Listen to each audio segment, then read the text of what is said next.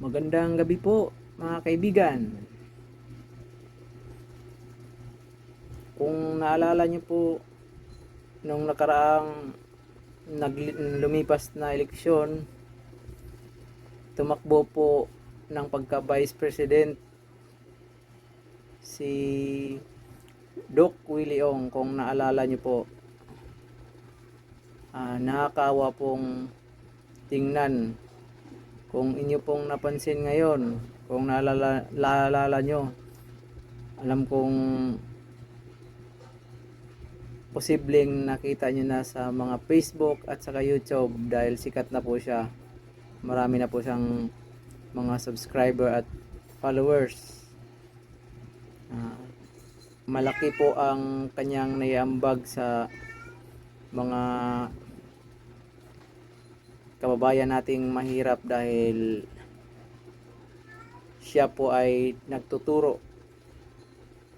Lahat ng mga vlog niya ay tungkol po sa mga sakit, sa mga lunas, paano maiwasan at maagapan. Pero sa kasamaang palad po, kahit siya ay isang magaling na doktor at maraming alam, ay natatamaan pa rin siya ng sakit. Kung inyo pong masilip sa kanyang YouTube account, Doc Willie Ong, yung latest po niya na video ay napaka payat na po niya. Nakakaawa po talaga.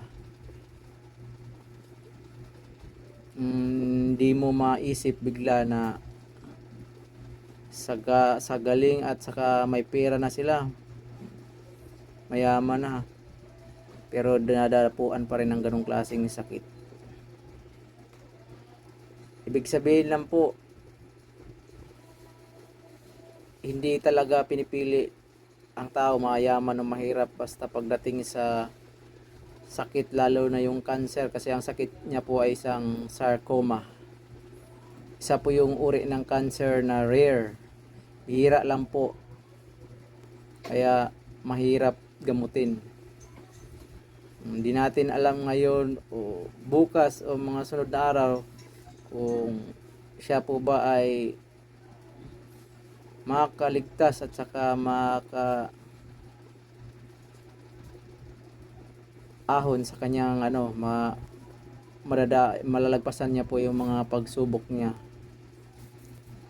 Hirap na po talaga siyang lumunok dahil sa bukol, kasi yung cancer niya po ay isang malaking bukol, tapos nagkokonekta sa sa lalamunan, parang iniipit yung niya, daanan ng pagkain, pati yung puso niya iniipit. Kaya mahirap talaga pag ganun, kahit gano'n kakayaman, di ka basta-basta maoperahan dahil hindi na kayang operahan. Kasi yung bukol, marami po siyang nakapitan ng mga veins, mga vessel sa katawan na pag tinanggal mo yung bukol, wala ring silbi kasi para ka na ring pinatay, dahil yung mga veins na yon, mga vessel na yon, marami masyado, ang daming maapektuhan. Kaya ang tanging ginawa nila, papatayin unti-unti yung masamang cells ng cancer. Kaya siguro sa 50-50. Talagang sa pera, inamin niya man niya sa vlog niya na kayang-kaya niyang, pagdating sa pera wala siyang problema. Sa mga doktor naman, lahat ng mga pinakamagaling na doktor dito siguro sa Pilipinas, sabi niya nandyan sa kanya. Siguro naman kung lahat nga yung mga gamot na ininom niya, sabi niya dun sa vlog niya ay pinakamahal, pinakamataas na klase. Kaya ipagdasal po natin ang kagalingan niya, dahil para marami pa siyang matulungan. Marami pa siyang vlog na magawa tungkol sa mga sakit na magiging guide natin pagdating ng panahon na hindi natin alam pwede nating panoorin ng mga video na, dahil puro po ito tungkol sa mga sakit, sa mga prevention, paano maiwasan po yung mga sakit, mga long term na gamutan, at saka prevention na para hindi ka talaga nakala mo ngayon yung ginagawa mo, laging wanto-sawa ka lang dyan, kain kung ano-ano, mga hobby araw-araw na hindi mo alam na may mga bad effect pala, mga side effect sa katawan na pagdating ng panahon hindi natin alam. Mayroon ka na palang ganong sakit.